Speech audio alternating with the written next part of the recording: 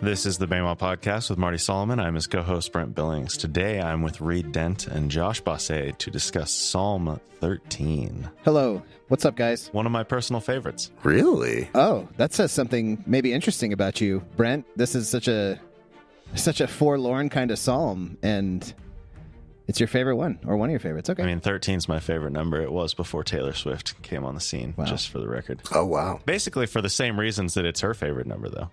Oh, really? Why is it her favorite number? I think she was born on the 13th. Some other connections like that. I turned 13 on Friday the 13th. Look at this. What a strange life you've led. Fun fact, though, about 13. It's in Judaism, it's associated with love. Oh. Because the gematria of the word ahava is 13. Gematria? Are you a GIF guy? Gematria. Oh, yeah. Well, actually, I don't know. I think I might have switched that. As I was saying it, I'm like, why are you saying gematria? You always say gematria. Yeah. I was overtaken by the spirit, it seems. It is gematria and it is GIF. Animated GIF. Yeah. No, I'm with you there. Hard G's for both. This episode went off the rails quickly, Reed. What are we doing? I've hardly said anything nice. You brought up Taylor Swift immediately. She is everywhere. Nothing I can do about that. Nothing. But I can say, yes, here we are talking about the Psalms in this series that we're doing. This is our first one with Josh. We're going to do a couple. So let's start. I just want to start by talking a little bit about Psalms generally with you, Josh. And I want to hear, are you a Psalms kind of guy? What's your experience with Psalms? What do you do with them, if anything? What are your feelings about the Psalms? I remember kind of infamously when Marty did the earlier original Bema episode on Psalms, he talked about how he hated them. Yeah. So are you a love guy, hate guy with the Psalms? Where are you at? I'm definitely in the love camp. I'm personally a pretty creative person, so I like I like all the poetry in the text. I think individual Psalms are sometimes hit or miss, but I think that is because they are more artistic, more emotionally evocative. And so if you're not feeling a psalm, sometimes you're like, all right, that's, so that's not for me, I guess. But no, I love Psalms. I've got a couple life Psalms. I've got a couple. Is that even allowed? I don't know. When I was trying to figure it out, it came down to two, and I thought it was one, but then some things happened in my life. I'm like, oh, maybe it's the other one, and I don't. Is it a really personal, overly intimate question to ask you which ones? Oh, you can't ask that. You can't ask that? I mean, you can ask, but you're not supposed to tell anybody your life psalm. Is this a thing, a life psalm? I don't know about this as a concept. Yeah. Oh, Reed, you are showing your cards that you have not listened to all of the Bema podcast. Do they talk about life psalms in the Bema podcast? Where does this happen? We do. Where is it? What's Jesus's life psalm, Brent? We know this. If you're at home, you can answer. Psalm 22. Psalm 22. Yeah, the crucifixion one. I would have guessed that. It would have been probably somewhere at the end of session 3 when we talked about the crucifixion, I think. Let it be known that I have listened to session 3, and I've listened to almost all of the Bema podcast. I'm proud to say that didn't used to be the case. It's also possible we talked about it in the Psalms episode 44. It's also possible we talked about it in maybe 24 when Marty first talked about his disciplines. Okay. Well, never mind then. We'll just leave that topic alone. I'm not going to expose Josh and his life psalms. That's right. But that's good to know. In the intro episode, which at this point has not yet come out, so you haven't heard it, Josh, I did talk a little bit about how, growing up, I was way more of a Proverbs, Ecclesiastes writings kind of guy than a Psalms kind of guy, because I just, the wiliness of evocation and emotions and stuff just really did not compute with me. I was like, I need the I talked about Proverbs, a fool gives full vent to his anger, and then you have all these Psalms that are really angry, and I was like, I don't know what to do with this. I was short circuiting buffer wheel. So I didn't used to be a Psalms guy, but I've kind of become one more over the years as I have gotten on with life and had more life experiences. Okay, well, yeah. That is, I do have a very different relationship with Psalms than any other book of the Bible, because it's very hard. all the Bema type, like analytical deep dive stuff. I don't know how to do that with the Psalms. Like there's some, I guess, like Psalm 119, like there's an acrostic running through it. Yeah. And there are some of like the creation Psalms that kind of deal with like the Canaanite mythology and the creation stuff there, you know, and the waters and the sea gods and that kind of stuff. But I think for the most part, I really agree with you. Maybe this Psalm that we're doing today, even in particular, I mean, it's 6 verses. It's very kind of raw and punchy and to the point, very emotional. So it's harder to do that kind of Bema-y type stuff with it. But you know what? Maybe we're reclaiming what it means to be Bema with these episodes now, right? Yeah, it doesn't all have to be intellect. Yeah, no, definitely not. Of course not. Cool. Well, welcome to the Psalms series. I'm looking forward to where this is going to go. Here we go. Brent, can we do Psalm 13? Can you dial it up for us? You know, Rita, I think that we maybe haven't talked about it because I'm not finding it in any search of the transcripts. Life Psalms? Yeah. Am I being vindicated right now? I offhandedly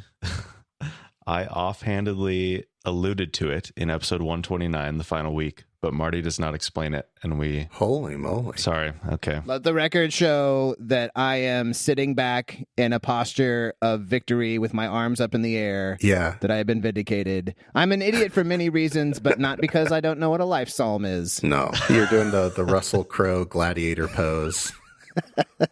Are you not entertained? That's right. Am I not vindicated? Yeah, am I not vindicated? Thumbs down. Oh, no, we're being given the thumbs down. Let's go. No. We're good. Psalm 13. I can't believe we haven't... we had to have talked about this somewhere. The idea is, Reed, when you die, you want to have one of two sets of words on your lips, either the Shema or your life psalm. And the life psalm is a personal, intimate, nobody else knows what it is sort of thing. Oh. Okay. So I suppose you would learn it in someone's death, but while you're alive, nobody is supposed to know your life psalm. But that's also tradition. To be honest, if it had gone on naturally, I would have spilled the beans. I would have told you all my little secrets. Tradition. Well, I'm glad we saved you. I'm glad we saved you from doing that. It's like it's like if somebody knows it's your life psalm, it is no longer allowed to be your life psalm. Oh wow. I don't know. Man. I don't know. Okay. Well, Psalm 13 then. Finally. How long, Lord, will you forget me forever? How long will you hide your face from me? How long must I wrestle with my thoughts and day after day have sorrow in my heart? How long will my enemy triumph over me? Look on me and answer, Lord my God. Give light to my eyes, or I will sleep in death. And my enemy will say, I have overcome him, and my foes will rejoice when I fall. But I trust in your unfailing love. My heart rejoices in your salvation. I will sing the Lord's praise, for he has been good to me. Josh, I know I sent you some notes on this, but are you, had you been familiar before with this framework of Psalms of orientation, Psalms of disorientation, and Psalms of new orientation? We talked about it in the intro episode. Yeah, no, that it wasn't until I saw your notes for this series, but I really liked it. As soon as I heard it, it really clicked. I think that's a super helpful framework. Yeah, and people have tried to, and I don't mean try as in, I don't say that in a judgy way. Like they've tried and they failed. Like people have come up with lots of different kinds of ways of categorizing and schematizing the Psalms, and that's all well and good. And this is another one of those. This is not like baked into the fabric of the Psalms themselves, but it comes from a book, The Message of the Psalms by Brueggemann, that we encountered at CCF like years and years ago, and we've kind of always used it whenever we return to the Psalms. And so just to really quickly recap that, there's the Psalms of orientation, where it's like coming from this place of well-being.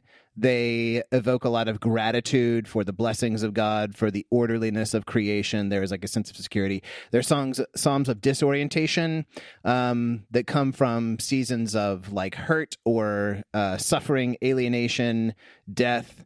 And a lot of times these have a tone that's going to be maybe kind of angry, maybe some self-pity, maybe some resentment or even fear and anxiety.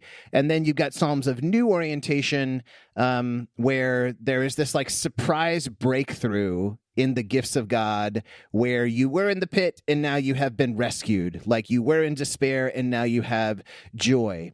In this psalm, I think it's easy to say that this falls pretty squarely in the camp of disorientation. This is like a classic disorientation psalm. However, the astute listeners and readers will already know that actually there is a turn kind of at the end, which we'll get to, where it comes kind of out of that disorientation a little bit. And so any of the Psalms, we might be able to say, yeah, it's kind of like this, but there are also elements of this other thing sprinkled in, which I think is just, that's reflective of a lot of our life experiences. Like a lot of things that we go through are sort of mixed bag, right? It's not like we maybe are more like overridingly feeling despair or confusion, but that doesn't mean that there aren't moments of rejoicing, remembrance, thanksgiving mixed in there. So I guess the question I want to open up with is, how would you describe, like, what are some of the adjectives or the emotional sorts of words that you would use to describe the tone of Psalm 13? This is for both of you. Like, whatever you're picking up on as you read it, what's the feeling of it? I mean, I always focus on the end. Like, if anything, if I had to classify this, I would call it a psalm of new orientation. And I realize, like, the current setting of the psalm is this despair, this disorientation. But it's like, okay, even in the midst of that, I'm going to trust in your unfailing love. It's like, I mean, it seems crazy. Yeah. But I focus on that end part. Okay. What about you, Josh? Yeah. I mean, honestly, I kind of feel the opposite. I feel it is very like there is to me, there's a real sense of abandonment. And I think, I was digging into this because I was looking at that little turn at the end, and I was looking specifically at the word for when he says that God has been he's been good to me. Yeah. And it's not the word tov. It's not the classic word for good. It's the word gamal, which people who are familiar with Hebrew might recognize because it's one of the letters of the alphabet. But the root word, it's primarily associated with like weaning a child. So in this, I kind of hear like a child that feels like it's been abandoned by his parent, but it's like, you still took care of me. So I don't doubt you. I know that you still love me. I know that you're going to come and save me, but I'm just so alone right now. I'm getting bullied and I really want my mom to come pick me up, like where is God? Yeah, I mean, I definitely see both of those things. For me, I would say it primarily has the feeling of disorientation, probably because, for one, 2/3 of it is kind of in that vein. But also, it just always strikes me the way that this psalm kicks off. Like, there are no sort of niceties, no formal introductions, right? It just gets straight into these two, I think, kind of classic, like psalmic kinds of words. How long, right? And this is like a pretty powerful question, I think. It's straight into it. How long? We don't even know specifically what's going on. We don't need to. That's the case with a lot of these psalms. It is this like, I'm going straight for the jugular. I'm going to go straight to pleading my case. How long? And I always put the O there, by the way. Oh, Lord. I think it flows better. How long, oh, Lord, will you forget me forever? And how long is just a question that comes up in so many different psalms of that I would say are probably more like disorientation. You see it. It also pops up in Job several times, where Job himself is saying, "How long?" Also, people may recognize it from in Revelation. The martyrs are saying, "How long before you like rise up?" And kind of plead our case and do justice. So it feels disorienting to me. It feels like. There is this like I was talking about with Leanne, and she said on the one hand there's like this expectation that God should and even must do something. Mm-hmm. I'm not going to make it forever, right? Unless my eyes sleep death, is like what the psalmist says a little later. There's this expectation that something has to change, and there's also at the same time like the fear that maybe it won't. Yeah. Yeah, the way I've always pictured this, Mm-hmm. I don't know about always, but the way that I like to picture this is like David wandering around in the wilderness, and he's been on the run maybe for a while, and he's just walking in his thoughts, and then he just kind of snaps. And he's like, how long am I going to do this, Lord? Are you going to forget about me forever? Yeah, no, I can totally see that. I mean, he talks about the enemies here. It definitely does feel like I've already been waiting for a long time. And so it's almost like, how much longer? I don't know. Another way of saying it is like, I don't know how much more I can take. There's anguish involved, and I think people will get different mileage out of this depending on like the level of like how much it resonates with them, and maybe for some of us who've lived a little bit more comfortably, where we haven't had like seasons of trouble, prolonged seasons of trouble, maybe we're looking at it more as outsiders. But certainly there are many among us who this is their question, this is their voice is being poured out onto the page. Yeah, let's talk a little bit about this word, forget. I was talking to our resident Hebrew expert, Elle, about this, who is now our teacher. She's doing lessons with us, which is great and also difficult. Some of her students are better than others. I'll just say that. Maybe not. I don't know. That's up for Elle to decide. She's been very gracious to me so far. I'll also say that. So there's this word for forget, and one of the things that Elle talks about with Hebrew words is how they're concrete. And I was like, Elle, forget is kind of an abstraction. It's an abstract word. So what's the picture behind the word forget? And she said there's actually two words for forget in the Hebrew, and one is nasha. I don't know if I'm saying the emphasis right there. I don't know if it's nasha. Is it nasha, the second? Yeah, I think you said that right. So there's nasha, which is the sense of like almost like neglect, like a more like what you were saying, Josh, like a willful kind of abandonment. Like, I've tossed you aside and I'm moving on. And I am like almost resolving to forget. Like she said, it's kind of like when lovers break their commitment to one another and move on, and it's like, I'm going to forget you. That's nasha. But that's actually not the word that is in this psalm. The one that's in this psalm is the word shahach, which she said it's more like misplaced. And now can't locate. Actually, this is really funny. She said that the literal translation for the title of the movie Home Alone uses this word shahach, and it's literally in English, it's mislaid myself in the home. Which I was like, well, is Kevin McAllister is not mislaying himself. He is being forgotten by his parents, but maybe that's actually kind of instructive for the difference in the kind of forgetting, right? Like when Kate and Peter McAllister forget Kevin at home, it's not like they decided to leave him at home. Like, we don't want you around anymore, and so get away from us, right? Yeah. They think they have him and they don't. It's almost accidental. And before we actually started recording, I said to Josh, I was like, I don't know if we should use the word accidental of the divine, but it is a little bit more, according to what Elle was telling me, like it's a misplacement. This is the same word like in Deuteronomy when the people are being warned, be careful that you don't forget God when you settle down and when you're prospering and when things are going well for you. And it's almost like this sense of, here's this thing that was treasured, and now for whatever reasons, whatever circumstances, like I kind of lost sight of it, And not saying that this is like, this is, of course, is the psalmist's perspective, right? This is what God has done. Like, I'm not saying God has thrown me out, but I've been lost. I've been misplaced. And I guess a question that I have for you guys is, so think about the difference between those two words, nasha, like to be kind of tossed aside, thrown out, and then shahach, which is like mislaid.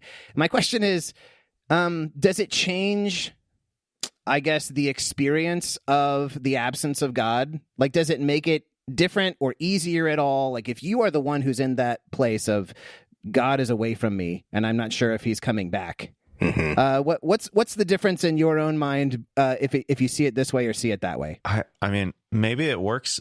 Maybe it makes the end work, because David is assuming like, oh, like you didn't intentionally throw me out. Like, surely you just, and again, like obviously the caution about using the word accident, but like maybe there's just some misunderstanding, or maybe you're busy. Like there's this ayin tova of David, and then saying like, yeah, I know, like this sucks.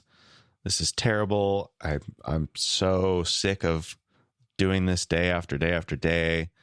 Like my enemies are just like everything is terrible, but I'm going to assume the best, and I'm going to trust in your unfailing love. Yeah, no, that's like exactly what I was going to say. It really sets up like a kind of consonant tone from the beginning to the end, because these two feelings coexist. Like David or whoever wrote this, you know, they do trust in God's faithfulness. They don't stop trusting in God's faithfulness or salvation. I mean, it's like, you know, with a like, will you hide your face from me? Like in this kind of a like divine peekaboo. Like you believe that you'll see the face eventually.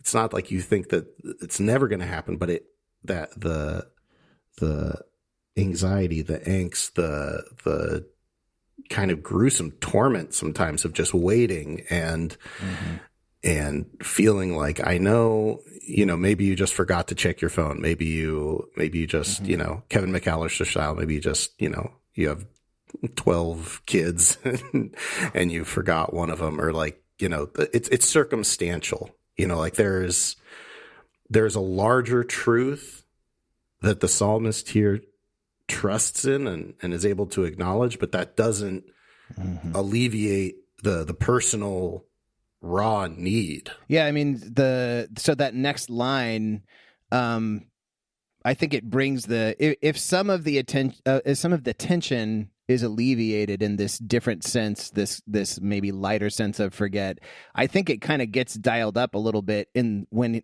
the psalmist says, "How long will you hide your face from me?" Because like on the one hand, "Will you forget me forever?" feels like you aren't finding me, right? Like you've misplaced me. You're not finding me. I need you to find me. I need you to remember me. But then the next part is like, and I can't find you. Like if you hide your face, what can I do? You know, I can't make you appear to me. Yeah. I cannot make you show me your face if you're going to hide it. So it feels like maybe there's some intent there as well, which again, like, I don't know. How does anyone like accurately report on and perfectly characterize their experience with God, you know? And is it exactly like this? Did you misplace me like your keys? Or is it like you're playing peekaboo? Or are you hiding and running from me? It's like this whole mix of things, right? And all of this is getting expressed in this psalm. But Josh, I was going to ask you, like, do you have any thoughts about this idiom about a hidden face? Because I think it's something that comes up elsewhere in Scripture, and I'm not trying to like test you and put you on the spot, but just do you have any thoughts on hiding the face? I was on Blue Letter and I decided to check into the word for hide, and the first time this specific word is used, you know, barring weird Blue Letter Bible redundancies and stuff, the first time it's used is also using the same idiom, to be hidden, for a hidden face. But it's Cain talking to God in Genesis 4. And what's interesting to me is that it's reversed. It's not God hiding his face. He says, I will be hidden from your face. And I think that maybe this sheds some light on it, because the idea that, you know, not to dive into all the nuance and complexity in Genesis 4, but, you know, the hiddenness of Cain is like, I will feel cut off, like at some level, because of his guilt for what he's done. And so because of that, he won't be able to face God. And I wonder if on some level, the psalmist is feeling like when you have a friend and they like are acting weird for some reason, and you're like, did I do something? Like, are you hiding your face from me? Like, are you intent? And I wonder if that's sort of the play here. He's like, how long until you stop, like, how long until you answer my text? And then it's like, wait, are you intentionally ignoring me? Like, are you hiding your face from me? Because that's what it. And I think it kind of, when you are isolated, when you are alone, when you feel abandoned, even if we don't mean that in like intentionally abandoned, but you are stranded wherever you are. You're Joseph in Egypt. In that vast like wasteland of loneliness, there is, there's so much time and so much churning of emotions. And it does kind of create these weird paradoxes of like, yeah, I trust that God will take care of me. But wait, did I do something wrong? Wait, like, did you just forget about me? Is this just circumstances? Are you just waiting for the right time? Or is it something more? Am I missing something here? Like that kind of cycle of turmoil to me feels very familiar in the darkest times of my life. Like, yeah, I know what that feels like. And that I think is what they're talking about. Yeah, I'd like that you bring up the Cain story because it also shows up as like the hidden face of God is almost like a euphemism for exile. There's a bit in Ezekiel in chapter 39 where the word of the Lord says, "The nations will know that the people of Israel went into exile for their sin because they were unfaithful to me. So I hid my face from them and handed them over to their enemies, and they all fell by the sword." Right? And so there is this like sense of, not a sense of, like it's stated, like because of their sin, because of their unfaithfulness, now they go into exile, and this is the equivalent of like God hiding the face. And so there is like I did do something, and what did I do? And that's up to us to kind of reckon with and sort out like what is our iniquity, what is our guilt. But then there are also, oh, and by the way, to add to a slightly hopeful note to that, Isaiah brings back up this euphemism as well in chapter 54, where it says, "In a surge of anger, I hid my face from you for a moment." And I think this is talking about the exile. "But with everlasting kindness, I will have compassion on you." And it goes on to talk about restoring the people. And so it's not a forever thing. The hidden face is not forever. And so presumably the question, how long, has an answer. And I don't know what that answer is, right? There's no way to put a timetable and be like, well, it'll be 3 weeks and then I'll show back up. I want to insert something really quick, which is that like that idea of like, will you forget me forever? Like if we're talking about exile, that's happening on two levels. There's an experience of exile that's happening for each individual Jew in exile. And then there is exile writ large that affects the whole nation. And so if you're crying out like, will you forget me forever? What you just read in Ezekiel of like, yeah, some of them will just fall by the sword. Some of them, they personally, individually may not see that return. And that is part of the anguish, I think. Like So in those cases, like in the Cain story, or in these passages from Ezekiel and Isaiah, there is we know what we did, or we know that we did something at least. And I don't know, I don't know if that makes it easier. I don't know if that's the right word, but you kind of know. But then, like I mentioned that this comes up in Job. And in Job chapter 13, Job has just gotten done specifically making the case, I didn't do anything, which any shout out to my Coen Brothers fans and A Serious Man, where that's like the refrain of the guy in the movie over and over. He just, I didn't do anything.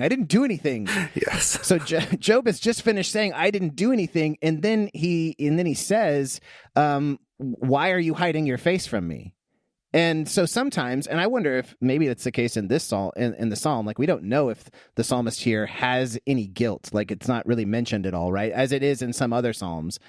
And maybe sometimes you have these experiences of like, well, I don't think I really did anything wrong, and yet I still find myself feeling like God is hiding his face from me. And so what am I going to do about that other than just lament this, express it, and even start making demands. Look at me and answer me, which also feels very Job-like, because Job starts to take on that tone with God many times of like, you have to show yourself to me and answer me. Yeah.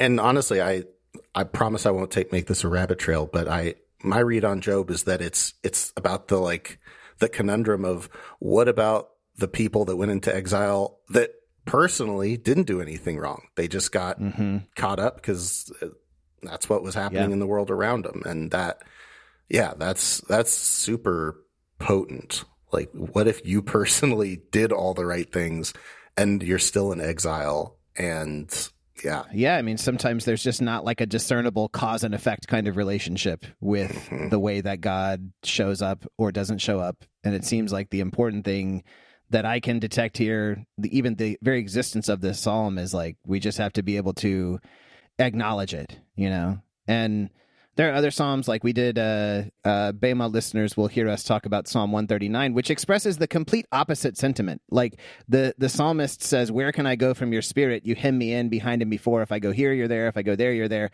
God is everywhere. And it is undeniable.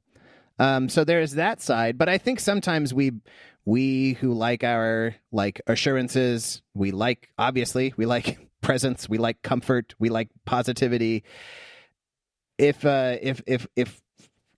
in ourselves or in the people who we're listening to are like, man, God's hiding his face, there can be a tendency to like run too quickly to, but God's everywhere, and I'm reminded of one of my, I know I talk about Buechner a lot, but one of my most favorite things, maybe that Buechner ever said in his book, Telling the Truth, he said, if we don't take seriously, and I may have talked about this very quote on the show before, but he says, we have to acknowledge the visible absence of God in the world if we want to be taken seriously when we want to speak of what we claim to see as the invisible presence of God in the world. And so these psalms are essential for acknowledging the visible absence. You're not here. And I mean, who among us in many different life situations wouldn't say, yeah, those are the right words. God is not here. God is hiding his face. And then, yes, there are times where it's like all God is everywhere all the time. But if we're not going to be taken, I think, as a bunch of chuckleheads who are just in the Optimist Club, but people who are in touch with reality, we got to have our Psalm 13s too. You know what I'm saying? Yeah. Oh, yeah. Okay, so what is the distinction with Moses seeing God's face, where God says, you can't see my face because nobody can see my face? But it's funny because Moses isn't actually even asking for that. Moses says, show me your glory. Well, and then also later when Moses is being memorialized, it talks about how Moses spoke with God as a man speaks with his friend face to face. Yeah. So I think you get I think every possible permutation in the text when it comes to the face of God. You have Cain being hidden from the face of God. You have Moses actually at the bush hiding his own face from God. Moses hides his face when he's in front of the burning bush. You have the communal aspect where God hides his face because, we have guilt. We have these individual experiences of the face of God being hidden for no discernible reason. I think you kind of get it all. And I guess that's all I can say. There are, and we Brent, we talked in the intro, about Psalms are kind of for every season of life. And if we're gauging the nature of a season by how close or far or visible or invisible is the face of God, then I think you kind of get it all. Yeah, it just makes me wonder what David's perspective would be, what his expectations are for seeing God's face. Is he legitimately expecting God to turn around and say, oh, here's my face? I don't know. I mean, I read it as or what makes sense in my own life is... So actually, let's move on to the next couple of verses. You've got, can you read verse 2? Actually, just read verse 2, Brent. How long must I wrestle with my thoughts and day after day have sorrow in my heart? How long will my enemy triumph over me? So this makes sense to me as the hidden face of God manifest in somebody's life. What I'm carrying around is sorrow all the time. And to see the face of God is rejoicing. It's shalom, it's trust. It's all of that. But these long periods of anguish, anxiety, enemies triumphing over us, that to me is kind of another way of talking about the hidden face. An utter loneliness. How long must I wrestle with my thoughts? Yes. And in fact, the word there for like your own thoughts is the word for to receive counsel. So there's also this aspect of like normally you would get counsel from other people, from your community. And it's like he's saying, like, I'm just like, hammering this out all by myself inside my own head. Like, I don't have anyone to come for me. I don't have anyone to shed light on this situation. I'm just doing everything I can to get through each day. Where the heck are you? So my question surrounding this verse is for maybe more for Josh, who works like in a pastoral role, a discipling role with folks, but what are helpful and unhelpful responses to folks who are in this place of keeping my own counsel, in sorrow all the day, enemy triumphing over me? Like, when that's the experience of a person, what's helpful, what's unhelpful? Oh man, yeah, that's a great question. I mean, I think even within that, there is like, a fractal multitude of different circumstances. But with that, caveat up front, I mean, you kind of touched on the most unhelpful, or at least the most unhelpful initial response, which is like, you silly goose, don't you know God's everywhere? Like, I live in this fairy garden where I can just see God in everything. I can see it in the coffee stain on my napkin. Isn't that great? Why don't you enjoy that? Why don't you enjoy my coffee stain? You're painting a very vivid picture, Josh. Yeah. It's good, keeping it concrete. So I think, when I am confronted by someone in this situation, I think the first thing to do is to try and, get a concrete sense of what their suffering actually is. Because to go back to your Buechner quote, like, all the stuff we're talking about here is very subjective. It's invisible. It's spiritual. It is something that can't be, like, there's no mathematical description of how any of this works. And I mean, I think anyone out there, especially if you've ever, dealt with mental health issues, like, there isn't necessarily a rhyme or reason to why, like, not just when God does or doesn't show up, but also why you feel this or that way on a particular day. And so really being able to, articulate fully and understand specifically, like, what is this suffering you're experiencing? Like, you're talking about, you're wrestling with your thoughts. You're talking about, being triumphed over, like, what, like, tell me specifically what you're talking about. Who is this enemy that you're talking about? Yeah, exactly. And that's not to undercut, like, do you really have an enemy, or is it you? Are you no. like, I'm not putting those words in your mouth. I'm saying, like, sometimes when you go down that line of questioning, it's easy to then grab the easy answer of, well, maybe if you had a better attitude, or, if you, went to therapy, then all your problems would go away. And that's, that's not necessarily true. But the thing is for me, what's most potent, especially when someone is in a time where they're suffering, is that, we talk about the partnership we have with God a lot, and that's like a primary metaphor for our relationship with God. The other primary relationship with God the scripture talks about is that of a parent and child, right? And so if someone's suffering, more than likely they need a parental presence of God. And so, I think about it like, okay, if I'm their parent, if God is their parent, first of all, I want to know, hey, what's wrong? Why are you crying, buddy? What happened? Did a bee scare you, or do you have a broken leg? Or, there's a lot of things, and some of them can be fixed. Some of them, sometimes the answer to this psalm is just to hug someone. Sometimes it's just for you to be like, yeah, that you don't deserve what's happening to you. Right. And, maybe when you hear it, maybe the answer flips around and does end up being like, hey, you talked about that one person in your life who you do feel really comforted by. Maybe that is how God is presenting in your life right now. Maybe you can trust in that presence. And so, that's where I think you really just got to journey with people and hear the cry and react accordingly. I guess that's Man, that's a great answer. Thank you. I think this is why you're doing what you're doing. Yes, Josh. Yes, thank you. Yeah. That kind of the easy answers. The triumphalism has to take a back seat. We're more than conquerors. Mm-hmm. There may be a time, and I talked about this a while back when we did the story of Lazarus and Mary and Martha and Jesus' response to the two of them. But I have a friend, close friend, Chris Nation, one of the most beautiful souls you'll ever meet.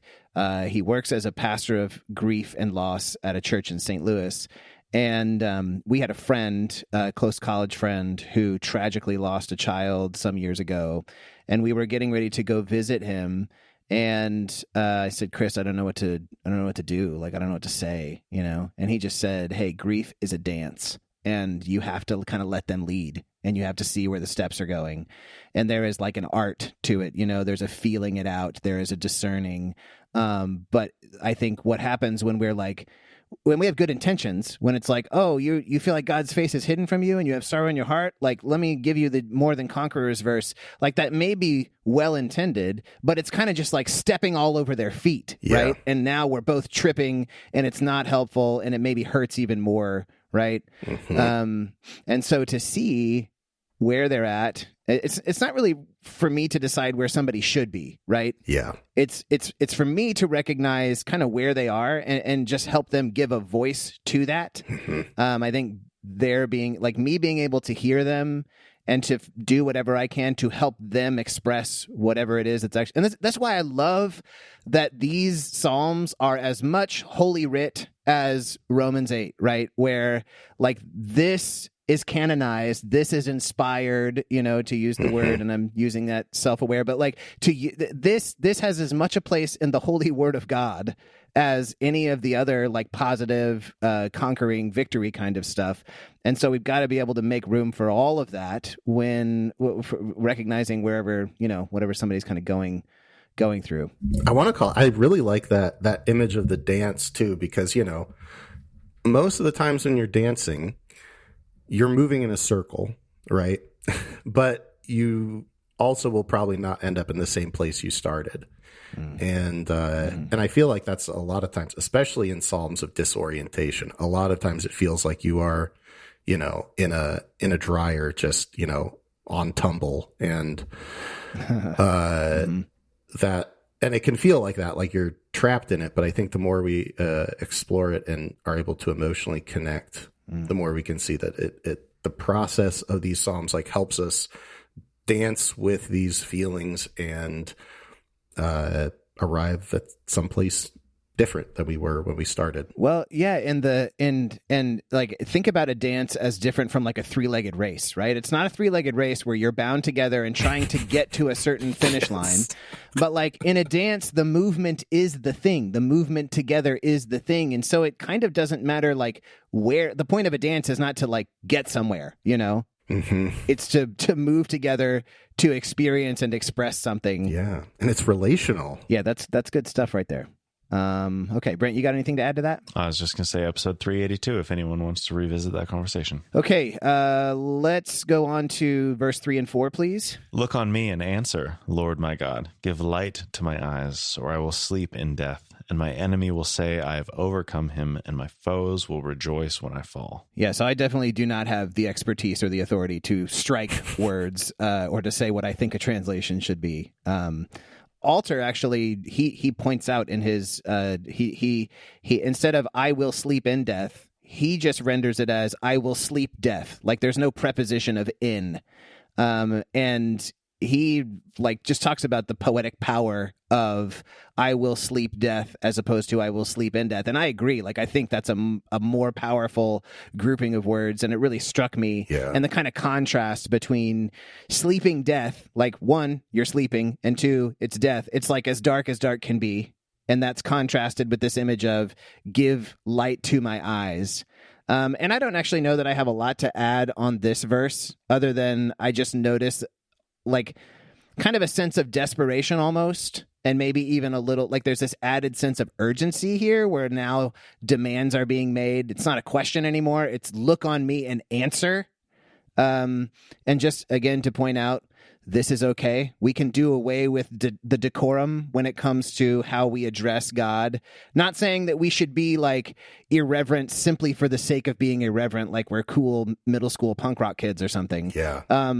But we can be honest about this and do away with all of, the dressing. If what we mean to say is look at me and answer, But so I noticed that. I don't have a lot else to say. I noticed the expression give light to my eyes, like the light in the eyes is, I think, also an idiom that pops up in other places in the text. Josh, I didn't know if you had any thing about that. I'm recalling am I remembering wrong that when Moses dies, it talks about the light still being in his eyes? Maybe I have that expression wrong.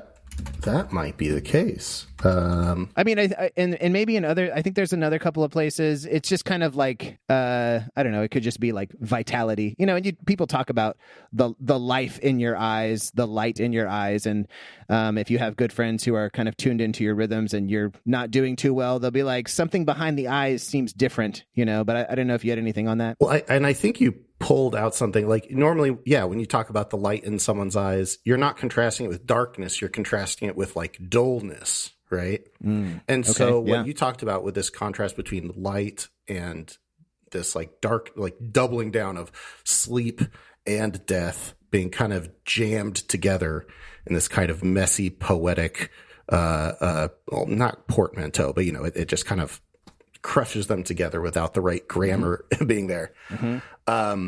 And I think that, especially because the specific thing that the psalmist is asking for is an answer, like not an answer, like a solution, but some kind of response. A response. And especially when I think of like the verse following that talks about like, this triumph of his enemies and him being shaken.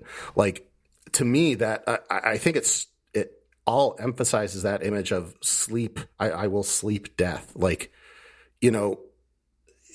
other than the obvious like doubling of the darkness, I think it's also this idea of kind of like Jonah in the boat, where it's like danger is imminent, but you're asleep. Like you're that drowned in despair, where you've given up. You've given up. You're sleeping. Death is coming for you, and you're like, whatever. Let it come. And he's like, if I don't hear from you, then like, why am I fighting back? Why am I wrestling with my own thoughts to try and get through this exile? Like, why not just give up? And then, and he kind of answers it both by like playing the scene out. My enemies will say I've overcome him. They'll see how shaken I am. And they'll be like, oh, he's broken. He's totally broken. And especially saying like, I love that it has that word there. He doesn't just say, answer me, O Lord. Let me make sure. Yeah, look on me, right? Pay attention. Actually consider what I'm going through. I am on the edge of breaking.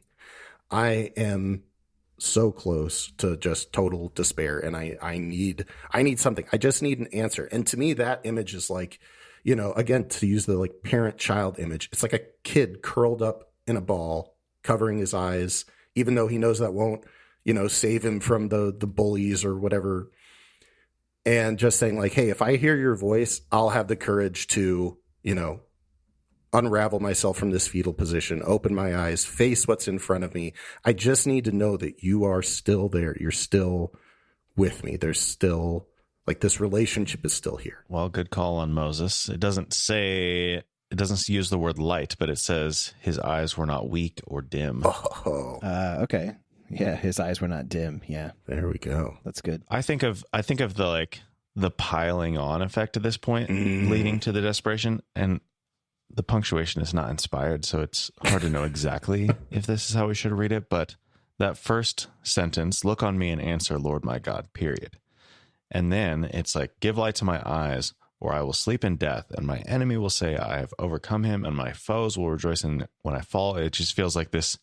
Like weight on top of weight on top of weight, and this desperation calling out to God, like really please answer me. Yeah. Yeah. Oh, and you're right. Yeah, I didn't even notice this before, but it starts with the enemy being singular, and then the second part of that couplet, it's plural. So yeah, there's this like cascading effect of like, my enemy will overcome me, and then all my foes will throw a big party. Like it's Yeah, and singular enemy in verse 2 as well. So yeah. Yeah, so that's really interesting because I hadn't noticed this before, but I'm really glad you guys are pointing this out. The like crescendo that is building, the piling on, it's getting magnified and worse. And then you get to verse 5, Brent, and 6, please. But I trust in your unfailing love. My heart rejoices in your salvation. I will sing the Lord's praise, for he has been good to me. Yeah. So you get this, what began as kind of a concern, what began as a concern over being forgotten by God, ends with a remembrance of what God has been to the psalmist. I will sing, he has been good to me. And you see the kind of emotions are starting to shift. There's like a transmutation happening where what began as maybe like anger or anguish is turning it. We get the word rejoicing. What begins as, I think that kind of fear or that desperate fear, I'm not going to make it, turns into trust, like that word is used, I will trust in your unfailing love. And maybe we've already addressed this a little bit, but I'll just ask it more directly. Does this turn strike either of you as sudden? And like what kind of, do you imagine any time passing? Like what kind of time do you imagine passing between verses 4 and 5? What kind of experience do we imagine transpiring between verses 4 and 5? And then what effect does the shift have on you as the reader? It's like a pot boiling over, I think. I think it's the same thing that I see at the beginning of the psalm, where there's this aimless wandering for who knows how many days or weeks or months, I don't even know. And then there's this outburst, like how long is this going to go on? And then just everything just begins to cascade out of him. And then it gets to the very end and it's like all of my enemies are rejoicing when I fall. And I don't know how much of a fall that is. Like if that's just like, oh, they're just going to be happy when I trip over a rock, or is that like when I fall into death or whatever it is? Yeah. Like they're rejoicing. And then maybe it's just like a really deep breath. Like, oh, okay. I've had all this stuff built up inside and I just needed to get it out. And it's like, okay, yep, that's how I feel, but you've been good to me. And so I'm going to trust. It's a release valve. Yeah. Yeah. I love that image of the deep breath. I think too. So I just checked it in the Hebrew. The word for rejoice is the same in both 4 and 5. So there is this kind of, I do like, I love the emotional arc of everything you just described, Brent. So this isn't me poo-pooing your idea, but hey, we can have a Bossé versus Billings showdown if you want, like whatever. I'll do it when it's necessary, but I like both of these. So I'm gonna, porque no los dos. We're going with both. I like that one. I also like kind of with what you were pointing out, Reed, of like this crescendo, like there is this rising tension. And I feel like there is this very instantaneous like polarity shift where now I'm the one rejoicing. And I feel like it all kind of comes from this circling, this churning on all the fears and anxieties that happen when you just are greeted with silence, because silence can mean a million things. You never know what's actually behind that. You don't know why God is hiding your face. Did you do something wrong and you didn't know it? You thought you were one of the good guys. And they're like, oh wait, no, I'm also, a piece of crap. Like I'm also, guilty, and that's why this is happening. And God doesn't like me anymore. Is that what's going on? Or is it, and that despair, that like they're rejoicing because I have fallen, like I am regardless of whether that means like they've died or whatever, like you are in the pit of despair. They're rejoicing. And I think at that moment, having played that out, kind of like what you were talking about, Brent, like you've explored that feeling, you've taken it to the furthest end, you've seen yourself like, yeah, if this is true and this is true and God really hates me now and we're going to be stuck here forever and we're going to be just dissolved in this exile, dissolved into this empire, and no one's going to remember us. We're all going to fall apart. And playing out this scenario, all of a sudden he's like, wait, that would never happen because I do trust in God. And it's like that, having played it out, all of a sudden it's like this snap where all of a sudden, you know, like if this was an action scene, like, you know, like they've been piled on by, you know, 18 different bad guys, and all of a sudden they do the anime, like they just stand up and, you know, do a pose and everyone just flies off and there's like an energy beam or whatever. Like it's this snap of like, nope, that could never happen because God took care of us. I remember the desert. We were in Egypt. Like we've been here before. We've rejoiced in this salvation before. We're going to rejoice in it again. And you know what the craziest thing is? I just looked up the word for rejoice, and at least according to Gesenius, the root idea of it is to go in a circle or to dance.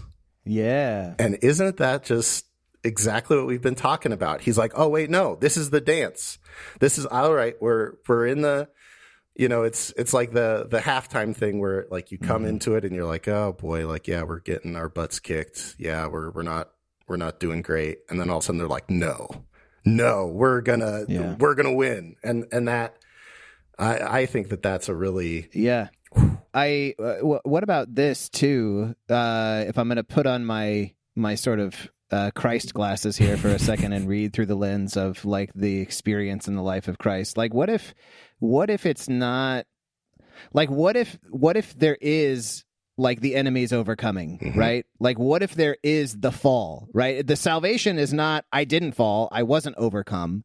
Yep. Right? Like what if things actually go horribly and there is reason for our enemies to rejoice, and yet even somewhere beyond that, like I actually like your image of the guy being piled on completely and then like standing up, and I'm just like, oh, it's a resurrection. Yeah. You know, it's like, oh, the enemy of death, like, you know, couldn't hold, and there was rejoicing, overcoming, and yet the salvation is beyond that. It's not doesn't mean I don't go through it. It means that I go through it, and on the other side, I still find that I am like singing the praises of God because God has been good to me, even in the sleep of death, et cetera, et cetera. Ugh.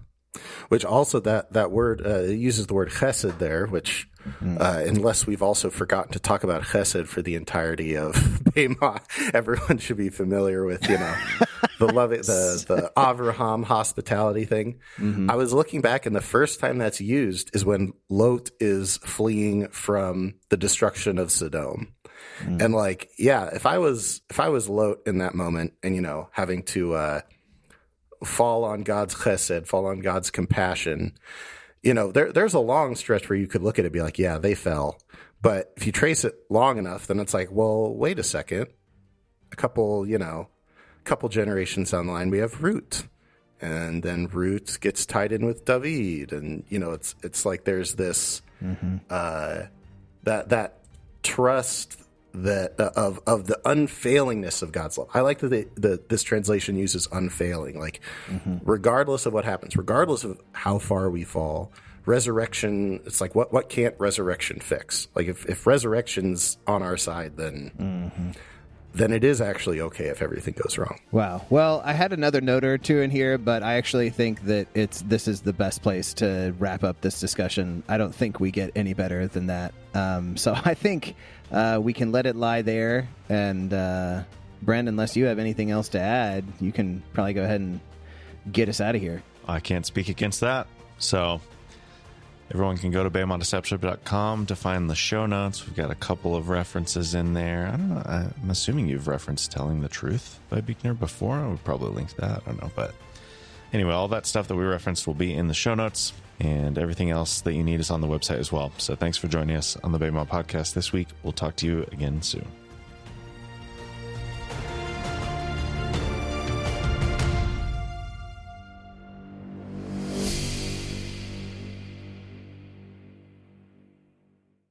There are other Psalms, like we did, Marty and I talked about Psalm 139, which just, it expresses the total opposite. You will talk about 139. We will have talked about 139 when it releases. We have already, to the listener in the future, time warp weird thing. Also, happy Leap Day, everyone. Yeah. For the big Leap Day fans.